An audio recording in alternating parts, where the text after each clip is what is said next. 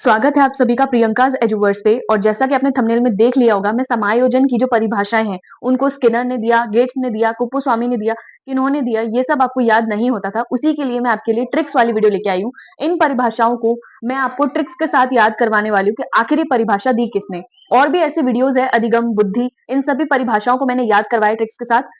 Description में मैं playlist link दे दूंगी, वहां पे आप जाके देख सकते हैं। चैनल को जरूर सब्सक्राइब करना।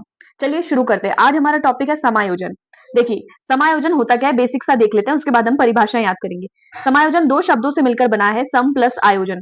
सम का मतलब होता है भली भांति यानी अच्छी तरीके से, और समायोजन का मतलब होता है व्यवस्था करना, यानी अच्छी तरीके से व्यवस्था कर परिस्थितियों के अनुकूल सामंजस्य से स्थापित करने की प्रक्रिया होती है। क्या होता है समायोजन? समायोजन को इंग्लिश में बोलते हैं एडजस्टमेंट। क्या बोलते हैं? किसी भी चीज में हम जब एडजस्टमेंट कर लेते हैं शारीरिक और मानसिक रूप से। जैसे आप देख सकते हैं, शारीरिक व मानसिक संतुलन बनाए रखने की योग्यता समायोजन कहलाती है। अब चलिए, अब हम देखते हैं कि समायोजन की परिभाषाएं ट्रिक्स से हम कैसे याद कर सकते हैं कि आखिर इन परिभाषाओं को दिया किसने।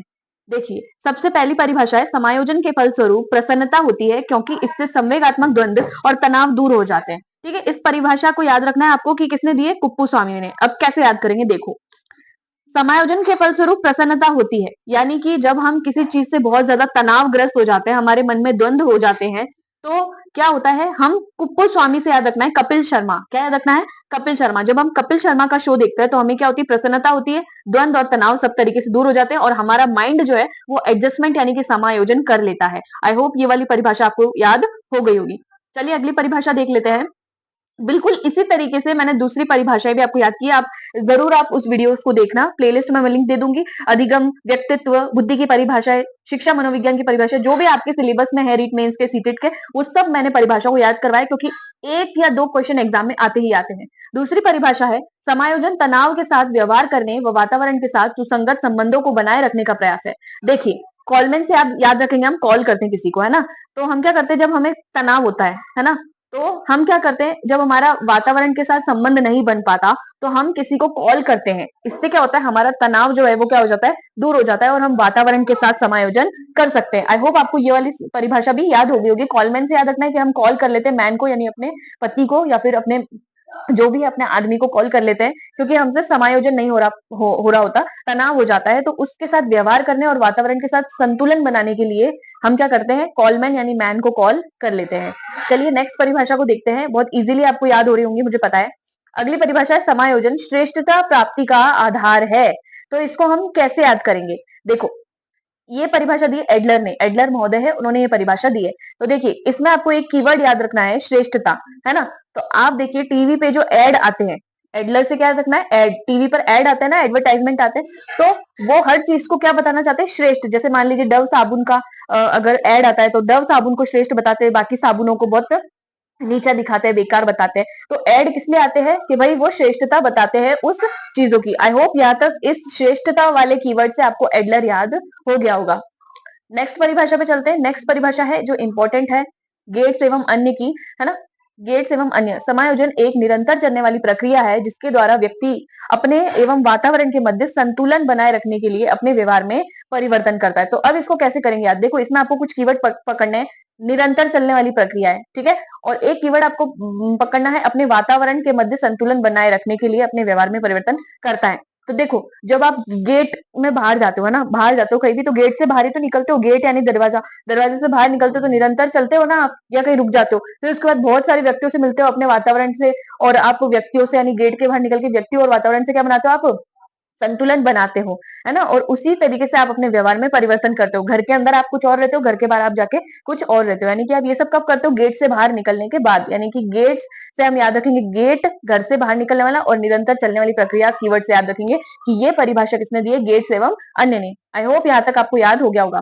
नेक्स्ट परिभाषा है टैक्सल की। देखो, वह अवस्था जिसमें व्यक्ति जीवन के सभी पहलुओं से परिपूर्ण, प्रसन्न एवं संतुष्ट रहता है। अब देखिए, कोई भी गवर्नमेंट जॉब वाला आदमी है, प्राइवेट जॉब वाला आदमी है, ठीक है, तो क्या करेगा? उसकी भलाई किसमें है? कि वो जीवन के सभी पहलुओं से परिपूर्ण, यानी कि जो भी वो जॉब कर रहा है वो परिपूर्ण है, अगर वो संपन्न है हर चीजों से, तो उसकी भलाई किसमें है?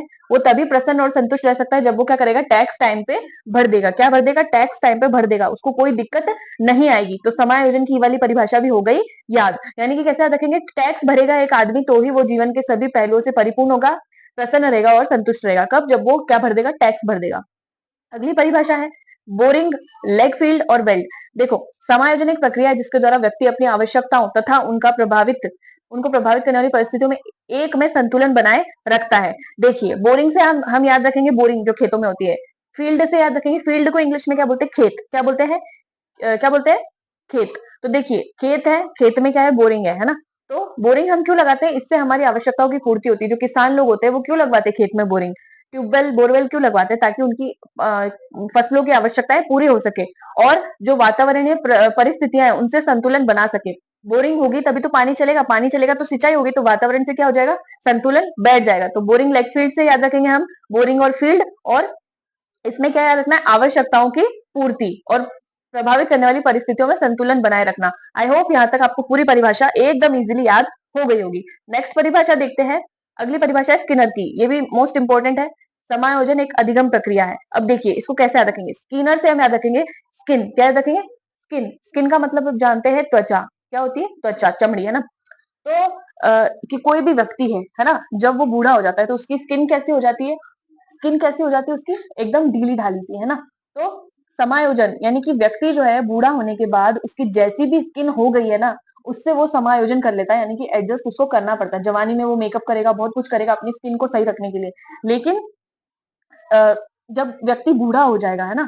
तो उसको अधिगम अधिगम यानी उसको ऐसा सीखने को मिलेगा कि भाई जब हम बूढ़े हो जाएँगे तो हमारी स्किन ऐसी हो जाएगी। आई होप ये वाली परिभाषा भी आपको याद हो गई होगी। अगली परिभाषा वापस गेट्स एवं अन्य की है, इसको कैसे याद रखेंगे? देखो, कुसमायोजन व्यक्ति वातावरण में असंतुलन का उल्लेख करता है। अब देखिए, जब आप गेट से बाहर निकलेंगे, कोई बच्चा है जो बहुत शैतान है, जब वो गेट से बाहर निकलेगा, तो ही तो लोगों को पता पड़ेगा कि भाई ये व्यक्ति कुसमायोजित है, यानी कि एकदम बेकार लड़का है।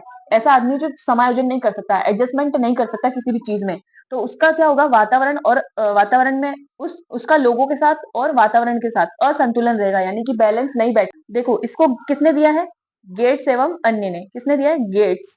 गेट्स महोदय, आपने बहुत नाम सुना होगा। गेट्स ने दिया है कि कुसामाजिक व्यक्ति व वातावरण में असंतुलन का उल्लेख करता है समायोजन, है ना? तो कोई व्यक्ति गेट से बाहर निकलेगा, उसकी औकात कब बाहर आएगी? जब वो गेट के बाहर जाएगा। तो वो कुसमायोजित है या समायोजित है कैसे मालूम पड़ेगा? जब एक व्यक्ति गेट से बाहर निकल जाएगा और जब वो व्यक्ति और वातावरण के साथ संतुलन नहीं बना पाएगा, यानी कि असंतुलन हो जाएगा, तो उससे मालूम पड़ जाएगा कि व्यक्ति कैसा है? कुसमायोजित है। अब हमारी ये वाली परिभाषा देख लेते हैं। समायोजन वह अवस्था है जिसमें एक और व्यक्ति की आवश्यकता है, वह दूसरी ओर वातावरण के अधिकारों में पूर्ण संतुष्टि होती है। देखिए, समायोजन वह अवस्था है जिसमें एक और व्यक्ति की आवश्यकता है ना? और दूसरी ओर वातावरण के अधिकारों में पूर्ण संतुष्टि होती है। अब देखो, आइजनेक से हम क्या रखेंगे? आइजनेक से हम याद रखेंगे प्लेन का हाईजैक। क्या याद रखेंगे? प्लेन का हाईजैक। तो देखो, आप जानते हैं जब प्लेन का हाईजैक हो जाता है तो जो आतंकवादी लोग होते हैं या जो भी प्लेन हाईजैक करता है, तो लोग उनको डराते हैं, ठीक है? तो लोग क्या करते हैं? समायोजन करते हैं, यानी कि एडजस्टमेंट करने की कोशिश करते हैं कि यार ठीक है, जैसा बोल रहे हैं अपन वैसा कर देते हैं। हमें अगर अपनी जान बचाने की आवश्यकता है, हम चाहते हैं कि हमारी आवश्यकताएं पूरी हो, है ना? और वातावरण में हम पूर्ण संतुष्ट रहें, यानी कि जो ये आतंकवादी है जो हमें हाईजैक कर रखा है हमारे प्लेन को, वो पूर्ण संतुष्ट रहे, तो हमें क्या करना पड़ेगा? थोड़ा बहुत एडजस्टमेंट करना पड़ेगा। अगर वो बोलेंगे कि ऐसा करो तो हमें करना पड़ेगा, अगर वो बोलेंगे वैसा करो तो हमें करना पड़ेगा। मुझे मालूम है आपको ये वाली परिभाषा भी याद हो गई होगी। लास्ट परिभाषा देख लेते हैं स्मिथ महोदय की। अच्छा समायोजन यथार्थवादी व संतोषप्रद दोनों होता है। अब देखो, स्मिथ लिखा हुआ है, स्मिथ में से हमें याद रखना है, स्मिथ से हम याद रखेंगे संतोष, और इसमें थ आ रहा है, थ से याद रखेंगे यथार्थ।